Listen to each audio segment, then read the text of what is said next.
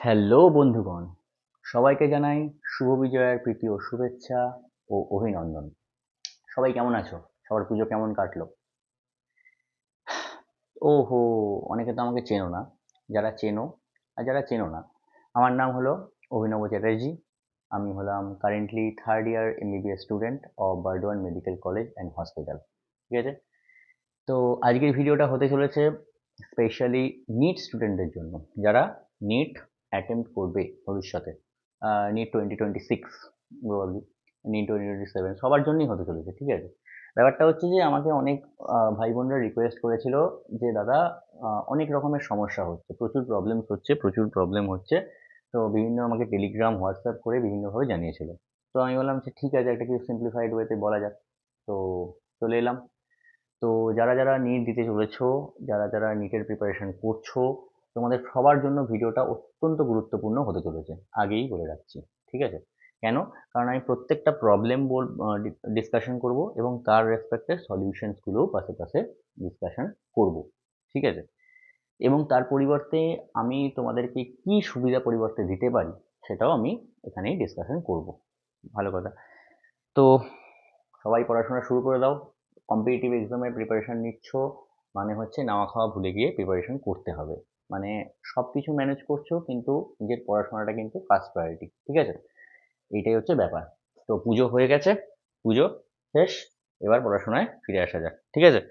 তো first problem যেটা সবাই বলছে সেটা প্রোক্রাস্টিনেশন। দাদা দাদা, আমরা লেকচার ক্লাস নিচ্ছি, আমরা সবার স্যারেদের ভিডিও দেখছি, তো আমরা খুব প্রোক্রাস্টিনেট করছি, যে আমরা ভাবছি যে কাল থেকে শুরু করব, কাল আর আসছে না। কারণ সত্যি প্রিপারেশনে কখনো কাল আসে না, কাল শব্দটার কোনো মানে গুরুত্বই নেই। ঠিক আছে? তো কাল বলে পরশু শুরু করছি, পরশু বলে তরশু শুরু করছি। তো প্রিপেয়ার যখনই তুমি মনে রাখবে যে যখনই কিছু একটা করবো, সেটা এক্ষুনিই শুরু করতে হবে, যেটা খুব ছোট স্টেপই হোক না কেন, এক্ষুনি এক্ষুনি শুরু করাটা খুব ইম্পর্টেন্ট। তো প্রোক্রাস্টিনেশন সব থেকে বড় যে সলিউশন প্রোক্রাস্টিনেশনের, সেটা হচ্ছে যে সেই মুহূর্তে শুরু করে দাও, যা পারো যতটা পারো, বাট স্টার্ট ফ্রম নাও। এটা হচ্ছে প্রোক্রাস্টিনেশন। ঠিক আছে? তো আরো একটা প্রবলেম আসছে যে দাদা আমি তো লেকচার দেখছি, আমি ভিডিও লেকচার দেখছি, বুঝছি, সব করছি, নোটস নিচ্ছি, কিন্তু আমার না কোয়েশ্চেন প্র্যাকটিস করার সময় পাচ্ছি না। ঠিক আছে? তো এটা একটা বড় সমস্যা। কোয়েশ্চেন প্র্যাকটিসটা হচ্ছে খুব ইম্পর্টেন্ট, আর আমি মনে করি যে 20,000, মিনিমাম 20,000 এমসিকিউ প্র্যাকটিস করা দরকার একটা নিট স্টুডেন্টের জন্য। ঠিক আছে? Till NEET exam, physics chemistry biology মিলিয়ে। ঠিক আছে? এবার কোনটার কি ডিভিশন সেটা আমি পরে আসছি সে সময়ের কথায়। তো কোয়েশ্চেন প্র্যাকটিস করতে পারছে না সেই ছেলে, টাইম পাচ্ছে না। তো শুধু তো লেকচার দেখে তো নম্বর আসছে না দাদা মক টেস্টে, তো কি করব? তো কোয়েশ্চেন প্র্যাকটিস করা খুব ইম্পর্টেন্ট। তো কোয়েশ্চেন প্র্যাকটিস করা হচ্ছে না। তো আরো প্রবলেম আসছে যে আগে প্রবলেমগুলোকে পুরো পরপর পরপর করে ডিসকাশন করে দিই, তারপর আমি আসবো সলিউশনের ক্ষেত্রে। ঠিক আছে? মানে একদম ফুল স্ট্রাকচার স্ট্র্যাটেজি সলিউশন বলবো। তো তারপরে যেটা হচ্ছে সেটা হচ্ছে যে তোমার, হ্যাঁ, অনেকে বলছে যে দাদা আমি না, আমার কাছে কোনো ভালো বই নেই, বা আমি কোনো ভালো জায়গা থেকে কোয়েশ্চেন প্র্যাকটিস করতে পারছি না। হ্যাঁ, যে যেখানে প্রিভিয়াস ইয়ারের কোয়েশ্চেন গুলোকে, পিওয়াইকিউ গুলোকে স্পেশালি ফোকাস করবে, বা ওই রকমই এনসিইআরটির কোয়েশ্চেন থাকবে। ঠিক আছে? তো কোনো ভালো কোয়েশ্চেন জায়গা রেকমেন্ড করো, বা এরকম করো, বা যে তুমি তুমি কোনখান থেকে করেছিলে এরকম। তো সেটাই আমি বললাম যে ঠিক আছে, দেখি কি করা যায়। তো এইটা একটা সমস্যা আসছে। আর সব থেকে ইম্পর্টেন্ট হচ্ছে যে time killing on distracting app. এটা হচ্ছে সব থেকে বড় জিনিস আজকালকার দিনে। আহ, তোমরা সবাই নিজেদের স্ক্রিন টাইম গুলো চেক করে দেখো, যে সব থেকে বেশি সময় যায় আমাদের যেখানে, সেটা হচ্ছে সোশ্যাল মিডিয়ার ডিস্ট্রাক্টিং অ্যাপস গুলোর মধ্যে। ঠিক আছে? তো সব থেকে বেশি ইম্পর্টেন্ট তোমার হচ্ছে যে টাইমটাকে কিল না করা। যেমন আমরা কি করে থাকি, যে সোশ্যাল মিডিয়ার মধ্যে ফেসবুক, ইনস্টাগ্রাম, ঠিক আছে, তারপর সমস্ত হোয়াটসঅ্যাপ, এখনকার দিনে যে গেমিং প্ল্যাটফর্মগুলো, সেখানে অনেক বহু স্টুডেন্ট টাইম ওয়েস্ট করে থাকে, তার ফলে সারাদিন আর টাইম পায় না, এবং ওগুলোতে অ্যাডিক্টেড হয়ে গিয়ে পুরোপুরি তার টাইমটা চলে যায়। তো এইটা একটা বিরাট বড় প্রবলেম। তারপর আছে টেস্ট অ্যাটেম্পটা হচ্ছে সবচেয়ে বড় কথা। রেগুলার টেস্ট অ্যাটেম্প করা খুব জরুরি। ঠিক আছে? কিসের জন্য? নিটে একটা ভালো স্কোর করার জন্য, ড্রিম র্যাঙ্ক করার জন্য, খুব জরুরি। তো রেগুলার টেস্ট অ্যাটেম্পটটা মানে করার জন্য আমার মনে হয় যে তোমাকে কোনো না কোনো টেস্ট সিরিজ ডেফিনেটলি নিতে হবে, ঠিক আছে? সেটা অনলাইন হোক বা অফলাইন হোক, হ্যাঁ? বা কোথাও থেকে তুমি পাচ্ছ, সেটা যে কোনো জায়গা হতে পারে, সেখান থেকে তুমি প্রিন্ট আউট করে পরীক্ষা দিচ্ছ, এনিথিং হতে পারে। বাট রেগুলার টেস্ট সিরিজটা খুব ইম্পর্টেন্ট, টেস্ট প্র্যাকটিসটা, ঠিক আছে? প্রত্যেক 7 দিন অন্তর বা প্রত্যেক 14 দিন অন্তর বা প্রত্যেক 21 দিন অন্তর তুমি টেস্ট দিচ্ছ। এটা খুব ইম্পর্টেন্ট। এবার সেটা মানুষ করতে পারে না। কেন? প্রোক্রাস্টিনেশন, যে আজ নয় কাল দেবো, 7 দিন পর দেবো, প্রিপারেশন হয়নি। ঠিক আছে? এবার সেই টেস্ট অ্যাটেন্ড হচ্ছে না। Syllabus completion before test. এটা হচ্ছে সবচেয়ে বড় কথা, যে আমি মক টেস্টটা যে দেবো তার জন্য যে সিলেবাসেরই তো আমার কমপ্লিট হয়নি, 10% হয়েছে, 20% হয়েছে। তো কেউ তো আর চায় না যে আমি ওইটুকু পড়ে গিয়ে পরীক্ষা দেবো। তো সেটা সব থেকে বড় ইম্পর্টেন্ট, যে আমি ওই 14 দিনের মধ্যে কি 21 দিনের মধ্যে কিভাবে নিজের প্রিপারেশনটা করবো, যাতে আমি মক টেস্টের জন্য প্রিপেয়ার্ড হতে পারি। আর একটা ব্যাপার তোমাদেরকে প্রো টিপ দিয়ে রাখি, যে কেউ কখনো চাইবে না যে 100% প্রিপেয়ার হবো, সেটা কখনোই সম্ভব নয় বিফোর এনি টেস্ট। তো তোমাদেরকে সবসময় চেষ্টা করতে হবে যে মিনিমাম, যে আমি 70%, 80%, 60% যতটা প্রিপেয়ার্ড হবে before dead line of test, ততটাই করে পরীক্ষা দেওয়ার। পরীক্ষার ডেট কোনোদিন পেছাবে না। পরীক্ষার মানে তুমি যদি অনলাইনে দাও যে আমি পরে দিয়ে দিতে পারবো, অফলাইনে দাও যে পেপারটা নিয়ে চলে আসি সেন্টার থেকে আমি পরে দিয়ে দিতে পারবো, ওটা কখনো করবে না। দিনের দিন পরীক্ষা দাও, দিনের দিন অ্যানালিসিস করো টেস্টের, খুব ভালো হবে, ঠিক আছে? কখনোই পেছাবে না। কেন পেছাবে না, তার কারণ হচ্ছে আমাদের ওটা প্রোক্রাস্টিনেশন হয়ে যায়, তার ফলে পুরো স্কেডিউলটা, এই টেস্ট গেল, পরের টেস্ট, তারপরের টেস্ট, পুরো স্কেডিউলটাই আমাদের নড়ে যায়। তো একদমই টেস্ট ডেট শার্প 2টো থেকে 5টা, এই রবিবার, এই এই টাইম থেকে এইটা। আর এই পশ্চিমবঙ্গের যে স্টুডেন্টদের এটা একটু বেশি আছে প্রোক্রাস্টিনেশন, সবার আছে বাট আমাদের একটু বেশি আছে, ঠিক আছে? আহ, তো আমাদের এমনিতেই আমাদের একটা বড় সমস্যা কি, আমরা যারা ওয়েস্ট বেঙ্গল বোর্ডের স্টুডেন্ট, আর যারা অন্য বোর্ডের তারা তো অতটা ফেস করেনি, যারা ওয়েস্ট বেঙ্গল বোর্ডের স্টুডেন্ট তারা অনেক বেশি বাংলা বই পড়েছে, বাংলায় সবকিছু পড়েছে, তো তাদেরকে আবার নতুন করে ইংলিশে এনসিইআরটি পড়া বা আন্ডারস্ট্যান্ড করা, এক্সট্রা ফোর্স করতে হয় নিজের ব্রেনের উপর। তো তাদের জন্যও বলছি, তারাও যদি এক্সট্রা মানে ইয়ে করতে চাও, তাহলে তাদেরকে মানে নিজেদেরকে এক্সট্রা পুশ করতে হবে, ঠিক আছে? আচ্ছা, তারপর হচ্ছে তোমার test analysis.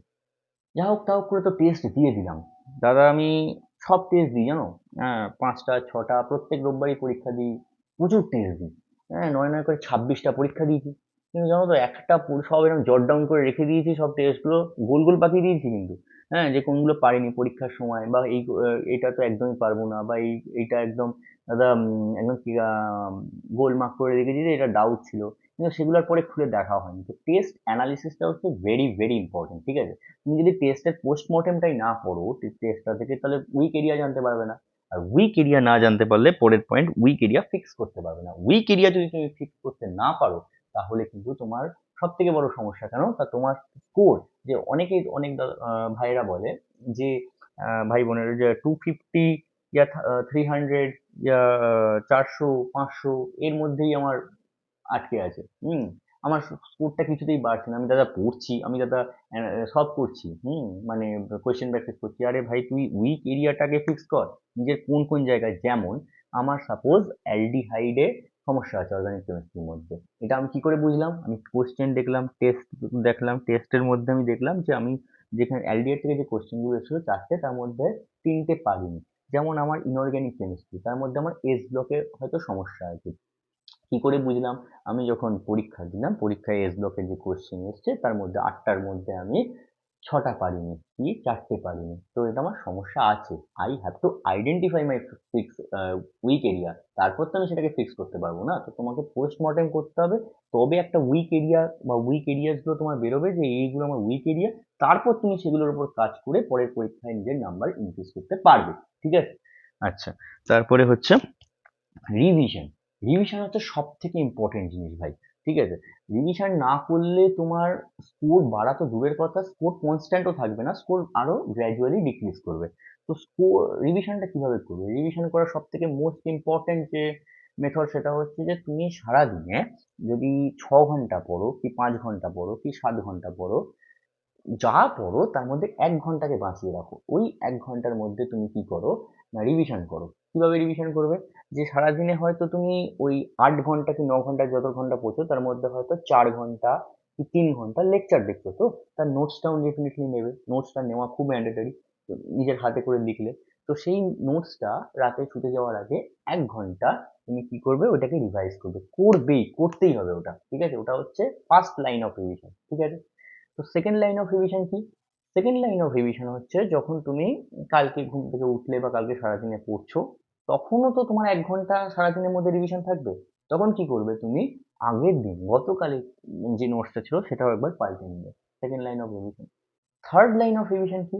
Third line of revision হচ্ছে যে তোমার সারা সপ্তাহে তুমি যা লেকচার দেখলে, একটা দিন হচ্ছে তুমি কোটা রেখে দেবে ফর টেস্ট দিতে পারো, অ্যানালিসিস করতে পারো। আর প্রায় 4 থেকে 5 ঘন্টা হচ্ছে রিভিশন, শুধু রিভিশন। কি রিভিশন করবে? ওই গোটা সপ্তাহে 6 দিন তুমি যা যা লেকচার দেখেছো, তার যা যা নোটস নিয়েছো ফর পিসিবি, ঠিক আছে? এই তিনটে সাবজেক্ট, ফিজিক্স, কেমিস্ট্রি, বায়োলজি, তিনটের জন্যই একই করবে, ঠিক আছে? ওই ওর জন্য তুমি সূত্রগুলো, ফর্মুলাগুলো রিভিশন করলে ফিজিক্সের জন্য, কেমিস্ট্রি, ফিজিক্যাল কেমিস্ট্রির জন্য তাই করলে, বা বায়োলজির জন্য ফ্যাক্টস বা এনসিআরটির ওই জায়গাগুলো রিভিশন করলে। বাট একটা দিন পুরো এই থার্ড লাইন অফ রিভিশনের জন্য রেখে দিলে, ঠিক? আচ্ছা, ফোর্থ লাইন অফ রিভিশন কখন হবে? ফোর্থ লাইন অফ রিভিশন হবে বিফোর ইওর মক টেস্ট। তুমি হয়তো কোনো মক টেস্ট দিতে যাচ্ছ, তার যে 2 দিন আগে 3 দিন আগে তুমি তো রিভিশন করবে পুরো জিনিসটা, যে একবার উপর উপর দেখে যাই সবটা। তাহলে কি হবে? সুপারফিশিয়াল লেয়ারে থাকবে, কোয়েশ্চেন দেখলেই টিক মারতে পারবে। তো সেই রকম করতে পারবে, বুঝতে পেরেছো? তো এটা খুব ইম্পর্টেন্ট, যে একটা আম, তোমার ফোর্থ লাইন অফ রিভিশন, ঠিক? এবার তারপর মনে করো যে ওই চ্যাপ্টারটা 2 মাস হয়ে গেছে, ঠিক আছে? তারপর ফিফথ লাইন অফ রিভিশন হচ্ছে যে ওই 2 মাস পরে যে একবার ঠিক করে রাখলে যে ওইটা তোমায় রিভাইজ করতে হবে, তখন একবার রিভিশন, ঠিক আছে? আর তারপরে ফাইনাল রিভিশন তো আছেই, বিফোর টেস্ট, বিফোর আসল নিটের আগে, 2 মাস আগে থেকে পড়লে। তো এইভাবে নিজের রিভিশন শিডিউলটাকে ঠিক করতে হয় বস। রিভিশন শিডিউল ঠিক না করলে আর রিভিশন ঠিক মতো করে পরপর না করলে, পারলে লিখে লিখে করো, time now, but it's important to revise. হ্যাঁ, তুমি নতুন লেকচার দেখে যাচ্ছ, মডার্ন ফিজিক্স অব্দি চলে গেছো ফিজিক্সে, সমস্ত নতুন পড়ে যাচ্ছ, কিন্তু পুরোনো ফার্স্ট চ্যাপ্টার সেকেন্ড চ্যাপ্টার ভুলে যাচ্ছ, কোনো লাভ নেই সেক্ষেত্রে, ঠিক আছে? তার ফলে ওই যে স্কোরটা, আমি বারবার বলছি, রিভিশন না করলে স্কোর কনস্ট্যান্টও থাকে না, স্কোর গ্র্যাজুয়ালি ডিক্রিজ করে, ঠিক আছে? আর NEET is a game. NEET কিন্তু একটা গেম। তো নিটকে খেলতে জানতে হবে। নিট মানে নিট খেলা মানে ফিজিক্স, কেমিস্ট্রি, বায়োলজিতে পিএইচডি করা নয়, ঠিক আছে? Jack of all trade, master of naan. Master করতে হবে না ফিজিক্স, কেমিস্ট্রি, বায়োলজি তিনটে সাবজেক্টে। তোমাকে খেলতে জানতে হবে যে কিভাবে তোমাকে এক একটা এমসিকিউ কে সঠিক মার্ক করে +4 নিয়ে পরের কোশ্চেনে এগিয়ে যেতে হবে। It's a game. তোমাকে এই গেমটাকে, যেমন পাবজি লোকে খেলে খেলে মাস্টার হয়, ঠিক তোমাকে এটাও কোশ্চেন প্র্যাকটিস করে, হ্যাঁ, গেমটাকে বুঝে, লেকচার আন্ডারস্ট্যান্ড করে, হ্যাঁ, গেমটা প্র্যাকটিস করে ওই টাইমের মধ্যে টেস্ট দিয়ে তোমাকে এই গেমটাতে মাহির হয়ে উঠতে হবে, ঠিক? অনেক বকলাম। আচ্ছা, তারপর হচ্ছে ব্যাকলগ। ব্যাকলগ কি? না, ব্যাকলগ হচ্ছে যে এইরকম ভাবে লোকে অনেক ভাবে, দেখো তুমি এখন যে শুনছো, তুমি এখন প্রিপারেশনের বিভিন্ন স্টেজে থাকতে পারো। তুমি এখন সাপোজ ইউ আর 200 স্টেজ, মানে তুমি এখন 200 পাচ্ছ কি 300 পাচ্ছ কি 400 পাচ্ছ কি 500 পাচ্ছ কি 700 পাচ্ছ, তুমি কোন স্টেজে আছো এটা তুমিই জানো। তো সেই স্টেজে, এখন যে স্টেজে আছো, তো তোমার কিছু টপিক বা কিছু চ্যাপ্টার বা কিছু স্পেসিফিক জায়গা ব্যাকলগ পড়ে আছে, যে এটা পরে পড়বো, বা এটা এখন শক্ত লাগছে এখন পড়বো না, বা এটা সাপোজ নিটে ইউআইকিউতে টপিকে নেই, এটা সাধারণত আসে না, তো এটা পড়বো না। তো এই এই জায়গাগুলো যেগুলো ব্যাকলগ মানে জমে আছে, সেগুলো আমরা অনেক সময় ভুলে যাই। তো সেগুলোকে একটা জায়গায় লিখে আমরা গ্যাদার করি, তো সেগুলো আর কিওর করা হয় না, তো ব্যাকলগ গুলো আমাদের ক্লিয়ার হয় না, ঠিক আছে? তো ওইটা কিভাবে ক্লিয়ার করা যাবে সেটাও ইম্পর্টেন্ট, সেটাও বলবো পরে। আচ্ছা, আর একটা ব্যাপার, অনেকেই আমাকে বলে যে দাদা, দাদা আমি তো খুব পড়ার চেষ্টা করি, সমস্ত দিক দিয়েই দিই, কিন্তু আমার 3টে ড্রপ, 4টে ড্রপ, 5টা ড্রপ হয়ে গেছে, ফ্যামিলি সাপোর্ট করছে না। হ্যাঁ, তো আমার কি পার্শিয়াল ড্রপ নেওয়া উচিত, কি কমপ্লিট ড্রপ নেওয়া উচিত, কি কোনো অন্য কোর্সে চলে যাওয়া উচিত, কি কি করা উচিত, ঠিক আছে? আহ, দেখো, আমি বলবো আমার নিজেরও অনেকগুলো ড্রপ ছিল, আমার নিজেরও 3টে ড্রপ ছিল। তো সেক্ষেত্রে ওরকম ভাবে ভাবা যায় না, জানো তো, যে কি করব। মানে তোমার যদি নিশ্চয়ই একটা নিজস্ব এম থাকে, একটা টার্গেট থাকে, লক্ষ্য থাকে, যে না আমি এটাই করব আমার জন্য, আমার একটা টার্গেট ফিক্স করেছি, আমি নেট, আমি এটাই ফিল আপ করবো, এবং প্রত্যেকটা পরীক্ষায় আমি দেখছি আমার আপগ্রেডেশন হচ্ছে, আর আমি পড়ছি, আমি এফোর্ট দিচ্ছি, আমি পারবো। নিজের মধ্যে যদি আত্মবিশ্বাসটা থাকে, হ্যাঁ, যদি অনেক কম নাম্বারও পাও, তাও যদি এই আত্মবিশ্বাসটা থাকে, তাহলে আমি বলবো যে হ্যাঁ, চেষ্টা করো এবং নিজের জোরে, ঠিক আছে, চেষ্টা করো। ঠিক আছে, এই ব্যাপারে আমি পরে গার্জিয়ানদের কাউন্সিলিং করতে পারি, ঠিক আছে, অ্যাকর্ডিং টু ইয়োর কনভিনিয়েন্স, ঠিক আছে। আর ওই ফ্যামিলি এনভায়রনমেন্ট অনুযায়ী অনেক ভালো থাকে না, হ্যাঁ, বাবা মা পড়তে দিচ্ছে না, ড্রপার বলে অনেক কথা শোনাচ্ছে, বাইরে পাড়ায় বেরোচ্ছি, এ জিজ্ঞেস করছে কি করছিস রে, ও জিজ্ঞেস করছে কি করছিস রে, তো এরকম একটা ব্যাপার। তো এই এনভায়রনমেন্টে কি করে মানে বাঁচবো, বা কি করে পড়াশোনা করবো, হ্যাঁ, তার ফলে আমরা কি হচ্ছে, লো এনার্জি হচ্ছে, ডিমোটিভেট হয়ে যাচ্ছি, ওভার থিঙ্কিং করছি যে এই বছরও হবে কিনা, আগের বছর এইটুকু মার্কসের জন্য হয়ে গেল, তার আগের বছর স্ক্যাম হলো, তার জন্য ভালো করেও আমরা ভালো জায়গায় যেতে পারলাম না। হুম। তো এইসবের জন্য আমাদের সমস্যা হচ্ছে। তো এইগুলোকে কিভাবে ডিল করা যায়, আমি কিভাবে ডিল করেছিলাম, আমি নিজেও অনেক পোড় খাওয়া মাল, ঠিক আছে, আমি আগেই বলছি, আমি খুব মানে টপার গোছের মাইন্ডসেটের ছেলে নই, আর না আমি ছিলাম কোনোদিন। তো হার্ড ওয়ার্ক আর টেকনিক্যালি, স্ট্র্যাটেজিক্যালি কিভাবে চলতে হবে সেইভাবেই আমি চলেছিলাম, ঠিক আছে। আরেকটা ব্যাপার সবচেয়ে ইম্পর্টেন্ট, সেটা হচ্ছে যে ওটা পরে বলছি, আগে হচ্ছে ব্যালেন্স। দেখতে পাচ্ছ, ব্যালেন্স হচ্ছে, ব্যালেন্সটা খুব ইম্পর্টেন্ট। কার মধ্যে? তুমি যে সারাদিনে পড়ছো, তো তোমার ফিজিক্স, কেমিস্ট্রি, বায়োলজি এর মধ্যে ব্যালেন্স থাকা খুব জরুরি। মানে তুমি যে 8 ঘন্টা, 9 ঘন্টা, 10 ঘন্টা, 12 ঘন্টা পড়ছো, তো তোমার একটা ব্যালেন্স থাকা জরুরি যে আজ আমি ফিজিক্স আর কেমিস্ট্রি পড়বো, বা কাল আমি কেমিস্ট্রি আর বায়োলজি পড়বো, কাল পরশুদিন আমি ফিজিক্স আর বায়োলজি পড়বো, ঠিক আছে, এটা খুব জরুরি। হ্যাঁ, কেন জরুরি? তার কারণ হচ্ছে যে না হলে আমরা পুরো দিনটাই ফিজিক্স পড়তে থাকি, বা পুরো দিনটাই কেমিস্ট্রি পড়তে থাকি, পুরো দিনটাই বায়োলজি পড়তে থাকি, এতে কি হয়, এফিসিয়েন্সি কমে যায়। একই জিনিস তুমি যদি অনেকক্ষণ ধরে পড়ো, তাহলে অনেক এফিসিয়েন্সি কমে যাবে, ঠিক আছে।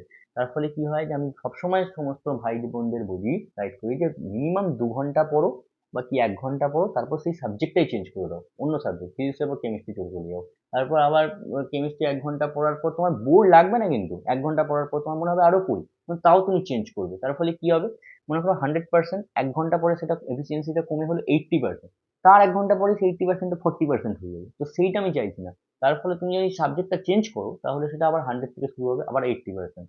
তারপর আবার যদি তুমি প্রথমে সেই প্রথম সাবজেক্টটার দিকে ফোকাস করো, মানে দ্বিতীয় সাবজেক্টটার পরে, তাহলে ওটা আবার 100 থেকে শুরু হবে। তো এই জন্য আমি বলি gap, gap, gap, gap, gap, মানে 1 ঘন্টা, 1 ঘন্টা, 1 ঘন্টা, 1 ঘন্টা, 1 ঘন্টা, physics, chemistry, physics, chemistry, biology, physics, chemistry, physics, মানে চেঞ্জ করে করে পড়ো, তাহলে সব থেকে বেটার এফিসিয়েন্সি পড়া হবে।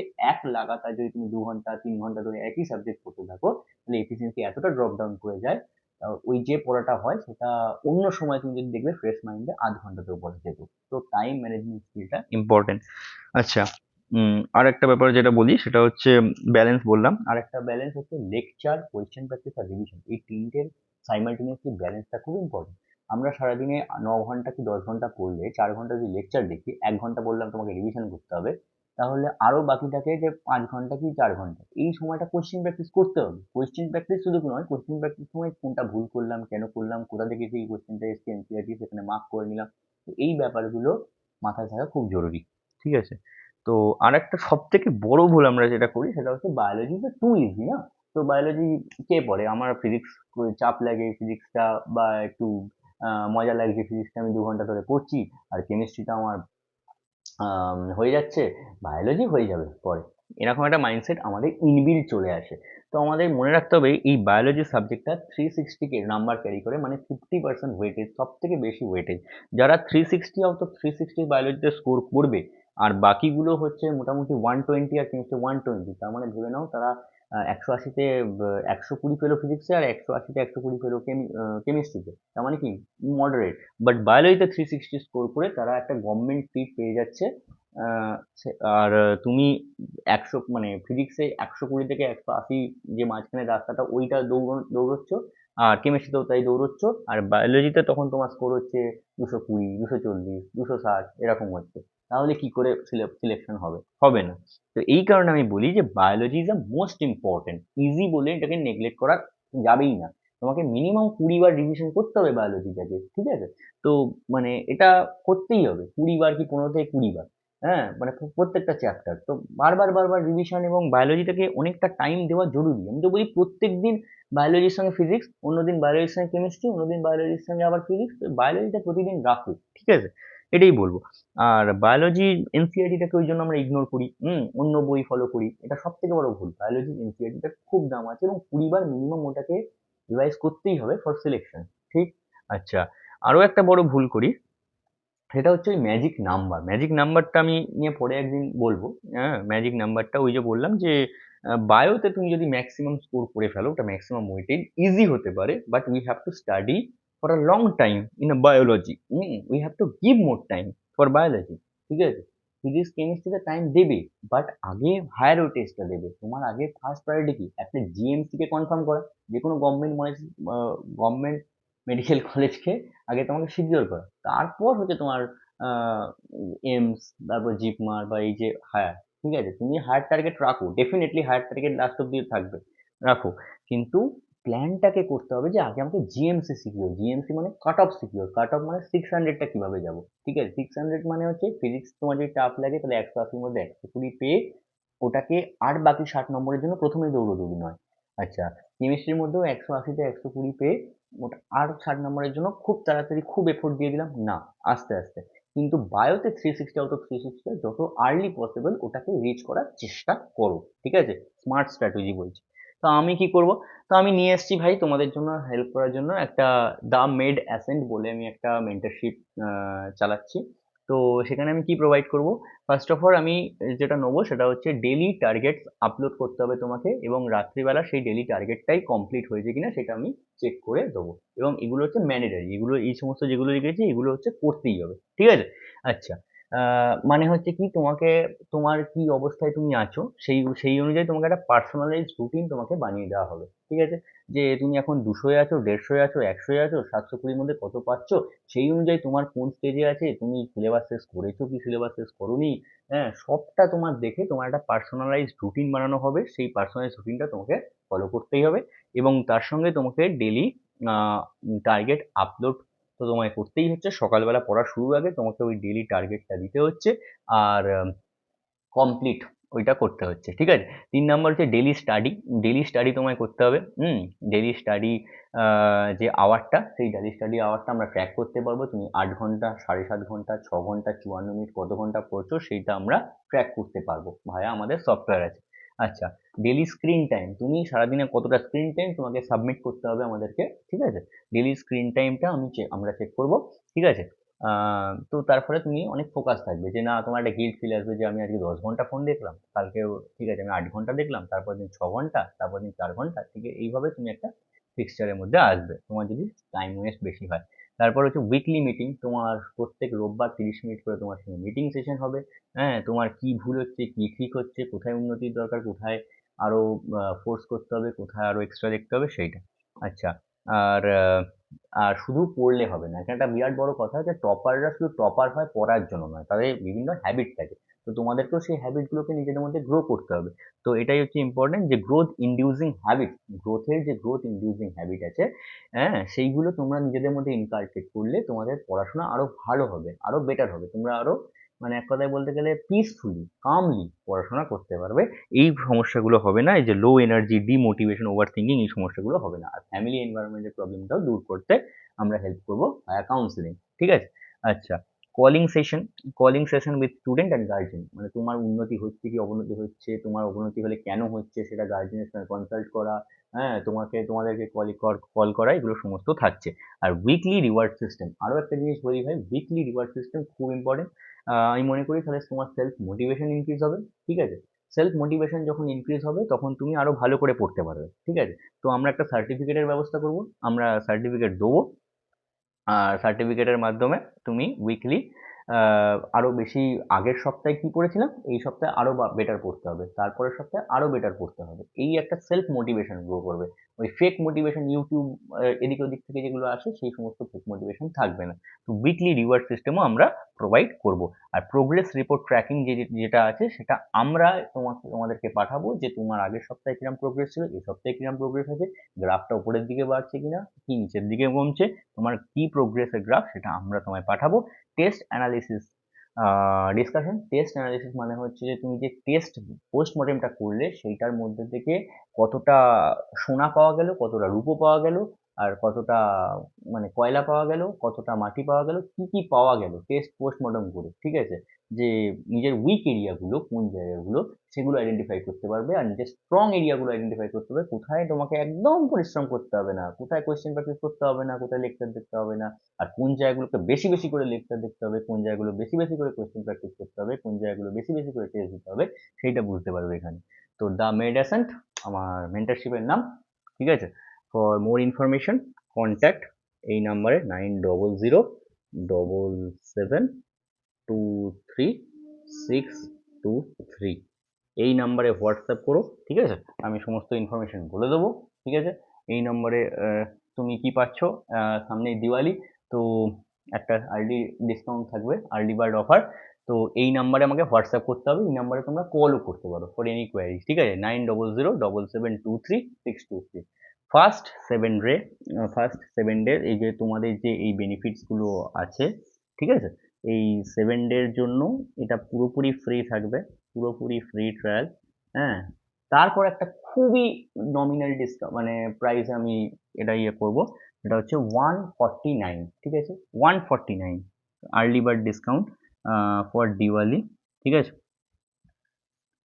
149 হচ্ছে পার মান্থ, 149 পার মান্থ, ঠিক আছে? এটাও লিখে দিই, 149 পার মান্থ আমি চার্জ করব এই মেন্টারশিপের জন্য। কিন্তু তুমি তোমার নিজের চেঞ্জটা দেখতে পাবে, তুমি 7 দিনেই দেখতে পাবে, মানে এটার জন্য কোনো পয়সা লাগবে না, তুমি 7 দিন আমাদের সাথে যোগ দিয়ে দেখো, হোয়াটসঅ্যাপ করবে এই নাম্বারে, তুমি 7 দিন আমাদের সাথে যোগ দিয়ে দেখো তোমার উন্নতি হয় কি না, তারপর তুমি বলবে, ঠিক আছে?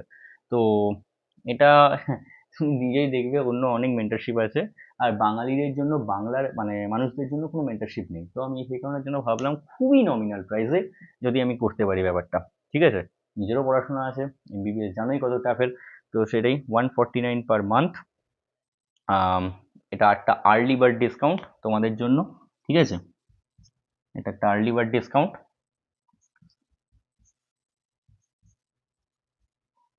149 পার মান্থ, ঠিক আছে? এটা হচ্ছে আফটার 7 ডে, যদি তোমার ভালো লাগে আমার মেন্টারশিপটাকে 7 দিন দেখার পর এই সমস্ত বেনিফিটস পাচ্ছ কিনা, নিজের স্যাটিসফ্যাকশন আছে কিনা, যে তাহলেই তোমরা ডেফিনেটলি ইউ ক্যান আহেড, ঠিক আছে? এই নাম্বারে হোয়াটসঅ্যাপ করো, এই নাম্বারটায়।